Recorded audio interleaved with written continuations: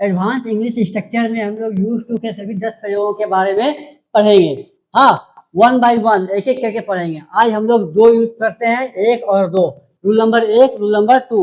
उसके बाद कल पढ़ेंगे 3, 4, परसों पढ़ेंगे 4, 5, है ना, 5, 6 इस तरह से आगे बढ़ेंगे। ठीक है, अब पहला यूज है, हम लोग क्या करते हैं, यूज टू। यूज टू का यहाँ पे प्रयोग करते हैं, आदत है, आदि हूँ या आदि है।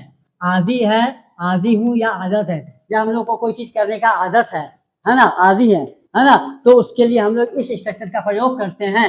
Subject plus is am are plus used to plus V4। V4 मतलब VING, प्लेइंग, रीडिंग, है ना।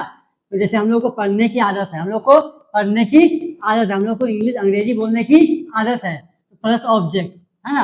अब यहाँ देखिए, जैसे देखिए हम लोगों को फुटबॉल खेलने की, हम लोग फुटबॉल खेलने के आदी हैं।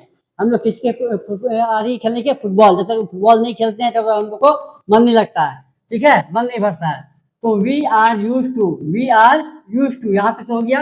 वी मतलब हम लोग, उसके आर यूज टू कर दिए, वी के साथ आर लगता है। We are used to playing football, क्या है, we are used to playing, यहाँ V4 लगा।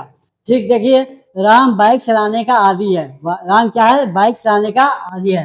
तो Ram is used to riding bike, है ना। Ram is used to riding a bike. Ram को अगर साइकिल दे दिया जाएगा तो वो साइकिल नहीं चला पाएगा। उसको क्या, क्योंकि उसको क्या आदत है, बाइक चलाने की आदत है। तो Ram is used to riding bike, यहाँ भी देखिए used to riding bike, bike का यूज टू के बाद क्या लगा, V4 लगा। ठीक है, अब मुझे रात में पुराने गाने सुनने की आदत है। मुझे रात में क्या है, पुराने गाने सुनने की आदत है। तो I am use to listening your music at night. I am use to, I के साथ एम लगा, वी के साथ आर लगा, राम के साथ इज लगा, आई के साथ एम लगा। ठीक है, यूज टू, है ना, यहाँ प्लेइंग लगा, यहाँ रीडिंग लगा, राइटिंग लगा, यहाँ पे लिसनिंग लगा, है ना। वह शराब पीने का आदी है। He is used to drinking wine, यहाँ भी देखिए ही के साथ यूज लगा, ठीक है, और यहाँ पे ड्रिंकिंग, टू के बाद ड्रिंकिंग लग गया। ठीक है, यानी कि टू के यूज टू के बाद क्या लगेगा, V4 लगेगा।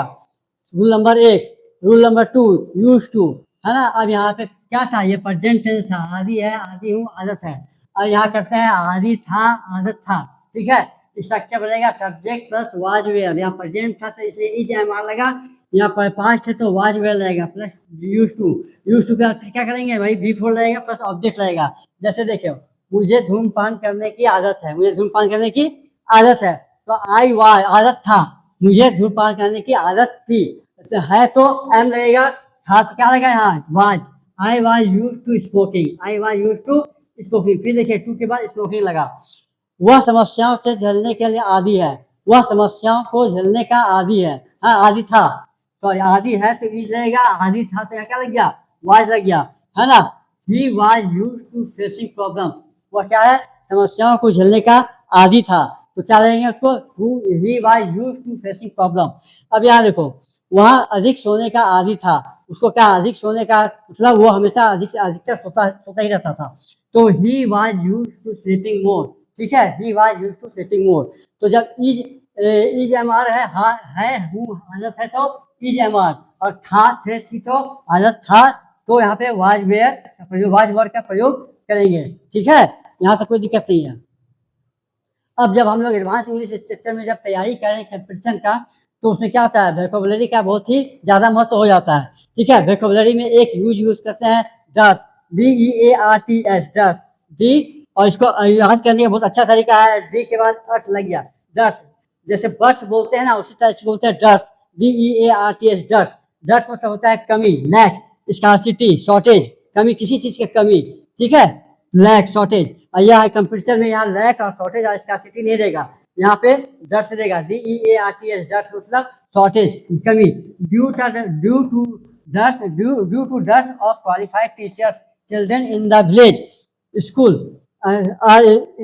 School are unable to study properly.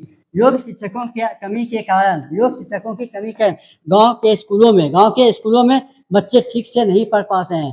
देखिए फिर से, due to the death of qualified teacher, children in the village school are unable to study properly.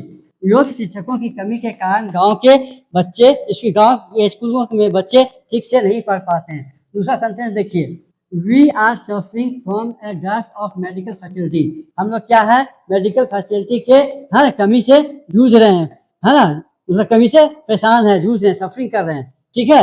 अब उसी का देखिए, there is a dearth of grain in Pakistan, there is dearth of grain, है ना, of Pakistan, in Pakistan, Pakistan में अनाज की बहुत कमी है, हाँ। She has no dearth of knowledge और मनी, है ना, तो उसके पास नॉलेज और ज्ञान की कमी नहीं है, पैसे की कमी नहीं है, कोई कमी नहीं है, तो she has no dearth of knowledge money and knowledge, ठीक है। चलो आज के लिए इतना काफी है।